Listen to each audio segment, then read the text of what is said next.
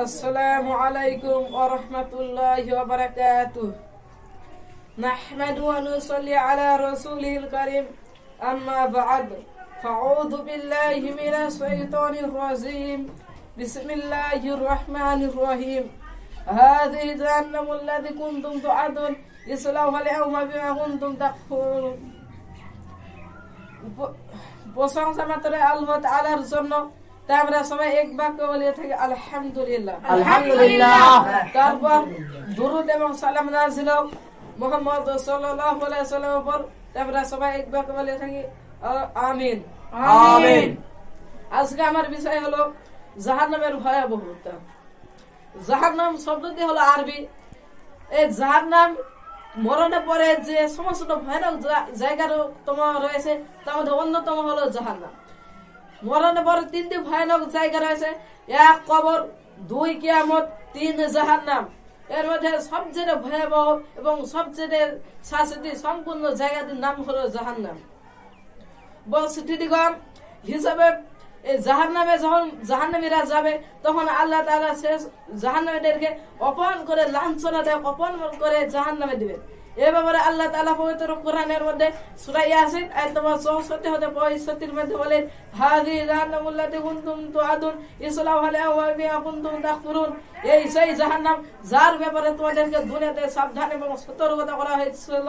তোমরা দুনিয়াতে যে কুফরি করেছিলে এর প্রতিফল হিসেবে তোমরা এই জাহান্নামে প্রবেশ করো।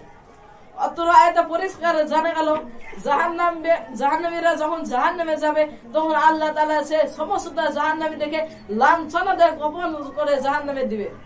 জাহান্নামীরা যখন সালাত পরিত্যাগ করার ফলে যখন জাহান্নামীরা জাহান্নামে যাবে তখন আল্লাহ তাআলা তাদেরকে বলবে এই সেই জাহান্নাম তোমরা দুনিয়াতে যে তোমাদেরকে বলা হয়েছিল সালাত আদায় করো, তার প্রতিফলে আমি তোমাকে জান্নাত দিব, আর তোমরা সালাত পরিত্যাগ করলে আমি তোমাকে জাহান্নামে দেব। তুমি যে সালাত পরিত্যাগ করেছিলে এর প্রতিফল হিসেবে তুমি জাহান্নামে প্রবেশ করো। এবং অনুরূপ ভাবে যে সমস্ত কাজের জন্য মানুষ জাহান্নামে যাবে কিয়ামতের দিন অর্থাৎ জাহান্নামে যাবার আগে সে সমস্ত ব্যক্তিকে সে সমস্ত অতর আয়াতে পরিষ্কার জানা গেল যে জাহান্নামে যাবার অন্যতম কারণ হলো নেকির কাজ থেকে দূরে থাকা বা নেকির কাছে অগ্রসর হয় কিন্তু নিয়ত সঠিক না হওয়া।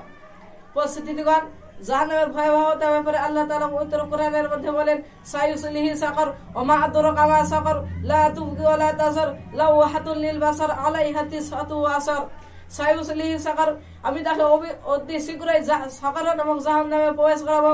ওয়া মা আদরাকা মা সাকার, হে নবী তুমি কি জানো সাকার নামক জাহান্নাম কি?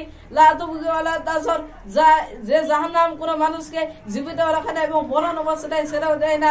আলাইহা তিসআতু ওয়া আসার, যে জাহান্নামে 19 জন ফেরেশতা নিযুক্ত থাকিবে। অতর আয়াতে পরিষ্কার জানা গেল সাকার নামক জাহান্নাম এমন একটি ভয়ানক জাহান্নাম যে ব্যক্তির যখন জাহান্নামীরা জাহান্নামে যাবে তখনই আল্লাহ তাআলা তখন জাহান্নামে যাবে তখন সে জাহান্নাম উপস্থিতিগণ অন্য আয়াতে আল্লাহ তাআলা বলেন ওয়াম্মা মান খাফাত মাওয়াজিনু ফাউম্মুহু হাবিয়া ওয়া মা আদরাকা মা হিয়া নারুন হামিয়া। ফাম্মা মান খাফাত মাওয়াজিনু, আর যার নেকির পাল্লা হয়ে যাবে হালকা ফাউম্মুহু হাবিয়া, তাকে আমি হাবিয়া নামক জাহান্নামে প্রবেশ করাবো। ওয়া মা আদরাকা মা হিয়া, হে নবী তুমি কি জানো হাবিয়া নামক জাহান্নাম কি? নারুন হামিয়া, যা জাহান্নাম আগুনে পরিপূর্ণ। অতর আয়াতে পরিষ্কার জানা গেল কিয়ামতের দিন যে সমস্ত ব্যক্তির নেকির পাল্লা হালকা হয়ে যাবে এবং গুনার পাল্লা ভারী হয়ে যাবে সে সমস্ত ব্যক্তিকে আল্লাহ তাআলা হাবিয়া নামক জাহান্নামে প্রবেশ করাবেন। আর এই হাবিয়া নামক জাহান্নাম এতই ভয়াবহ যে জাহান্নামের অন্যতম শাস্তি হলো আগুন। এই আগুন জাহান্নামের চামড়াগুলো ঝলসিয়ে দেবে।